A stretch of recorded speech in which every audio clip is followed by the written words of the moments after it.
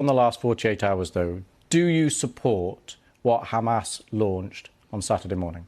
Well, this is not the right question, Louis. Really, the right question. It's an important question. No, it is not an important question because whether you support their action or not is an important question. No. It is not an important question. Hamas is a group, is a militant group. You're talking with the Palestinian representative. Our position is very well known and clear. And what is that? Do you support Hamas's actions? And then you cannot equate. This is not about support or not support. I am here to represent my people, the Palestinian people, what they are going through. I'm not here to condemn anybody.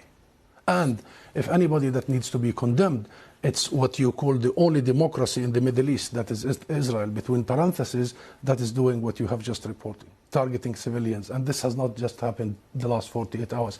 Hamas was just targeting Palestinians, but you won't condemn that. I'll tell you one thing. Hamas is not the Palestinian government, okay? The Israeli government is giving orders for its organized army. So please don't draw any symmetry here. Don't equate. There is no way you can draw any symmetry. And don't equate between the occupied and the occupier. This doesn't serve justice to understand for your audience and viewers the real situation. Since Israel's establishment, it has had one military doctrine. When it fights, it goes and fights civilians, kill civilians, so they pressure the fighters. Since 1948, and go back to the record, and this has been repeated in Gaza and will continue to be repeated. So the conversation is not a blame game. I am not in the business of blaming the victim here. The real conversation is how do we stop this vicious, deadly cycle? You just condemned Israel for killing civilians, and you won't condemn Hamas for killing civilians. How many times you have interviewed Israeli officials, Louise? Hundreds of times. Hundreds of times. How many times Israel have committed war crimes right live on your own cameras? Do you start by asking them to condemn themselves? Have you? You don't. You don't. No, I'll answer that question. You don't. You know why I refuse to answer this question? Because I refuse the premise of it. Because at the very heart of it is misrepresentation of the whole thing. Because it's the Palestinians that are always expected to condemn themselves. I mean, come on, this is a political conflict. We have been denied our rights for a long time. So this is the wrong starting point.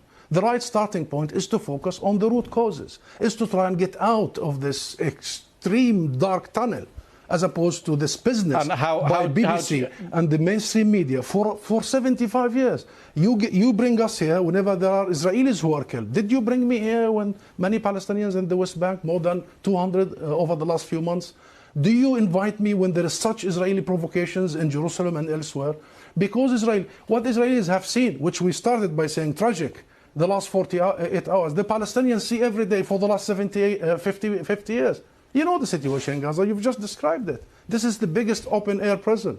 Those people, 2 million, have been taken hostage by Israel for the last 16 years. So I'm saying this just to say, Louise, perhaps this is about time we abandon this rhetoric, very dangerous, this framework, and we start giving people the real ugly truth sometimes. What is the solution in your eyes? International law. That's it. What does that mean? The equal application of international resolutions and law and legitimacy, as you did in Ukraine. Would you bring the Ukrainian ambassador here and start asking him to condemn some of his fighters?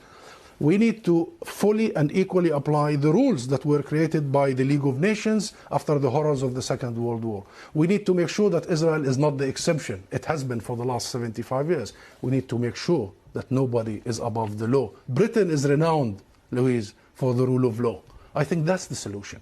Israel is an occupying force. It is responsible to provide protection for the people under its occupation. And should they commit crimes and crimes against humanity in the coming hours and weeks, it must be held accountable by the international community and the international judicial system. Hussam Zomlot, thank you very much for coming on the programme. Thank you.